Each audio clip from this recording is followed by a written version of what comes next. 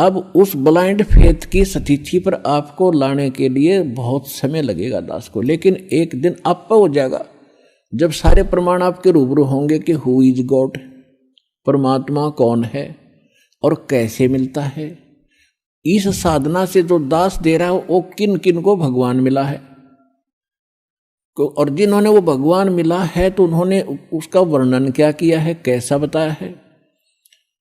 तो वही साधना जिन महापुरुषों ने जिस साधना के करने से परमात्मा मिले हों और वो आपके रूबरू कर दिया, क्योंकि आप स्वयं नहीं पढ़ सकते अध्यात्म लिटरेचर को, उसके लिए टीचर की आवश्यकता होती है सिलेबस को पढ़ाने के लिए। तो हमारा अध्यात्म का जो टीचर सिलेबस है ये पवित्र ग्रंथ हैं सभी धर्मों के, पवित्र बाइबल, पवित्र कुरान शरीफ, पवित्र गुरु ग्रंथ साहिब जी, पवित्र कुरान, पवित्र वेद, पवित्र श्रीमद् भगवद गीता जी। तो ये हमारे अध्यात्म मार्ग के एक सिलेबस है, पाठ्यक्रम है। और पाठ्यक्रम को गुरु यानी टीचर जान सकता है।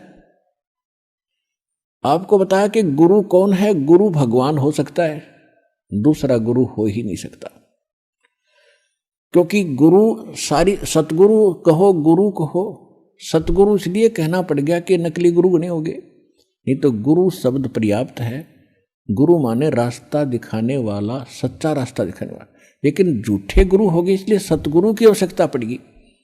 तो सतगुरु कहो और उसको गुरु कहो, परमात्मा ही आते हैं और वो ही गुरु हो सकते हैं, और गुरु है ही नहीं। बाकी तो गुरु सभी आपको बता दिया, किसी ने बाल काटने सिखा दिया उसका गुरु हो गया, ये छोटी मोटी अध्यापक शिक्षा को अक्षर ज्ञान करा दिया उसका वो गुरु हो गया। ये गुरु अलग है। अध्यात्म मार्ग के गुरु का सत्संग में रोल होता है।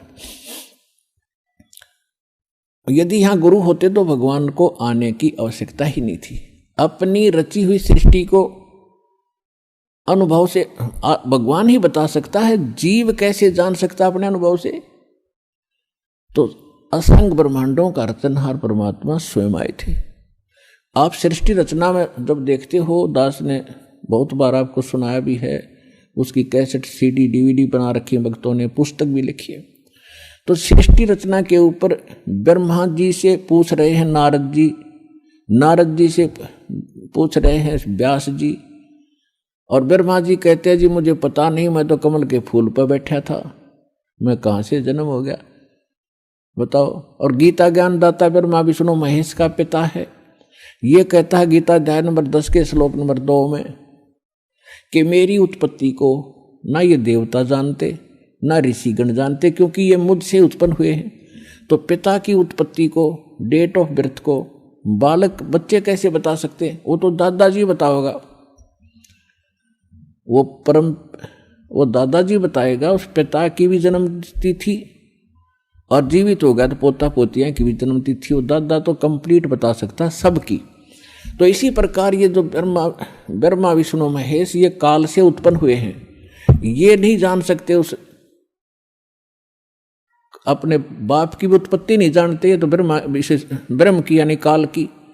और परम पिता परमात्मा जो सबका पिता है, सबका दादा है, सबका रचनहार है, कबीर भगवान, उसने आकर इनकी सबकी डेट ऑफ बर्थ बता रखी है, इनकी उत्पत्ति बता रखी है, इंक्लूडिंग सरपुरुष, अक्षर पुरुष और ब्रह्मा विष्णु महेश तक की, और सभी की। अब कहने का भाव यह है कि इस ब्रह्मांड के अंदर ब्रह्मा जी सबसे पहले गुरु माने जाते हैं, और ब्रह्मा जी से ज्ञान हुआ विष्णु और शंकर जी को। उसके बाद सभी ऋषि महर्षि दक्ष आदि ऋषियों को हुआ, वो ज्ञान हम तक था। तो ब्रह्मा जी खुद कहते हैं मुझे नहीं मालूम मैं कहाँ से जन्मा, मैं तो कमल के फूल पर बैठा पाया अपने आप को। तो ये गुरु है, लेकिन सतगुरु नहीं है, इनकम्प्लीट गुरु है, तो ये भगवान नहीं है। ठीक इसी प्रकार उस पूर्ण परमात्मा ने आकर सारा मार्ग बताया, और वही परमात्मा है और वही गुरु रूप में आए। तो यहां उस गुरु का रोल शुरू होता है।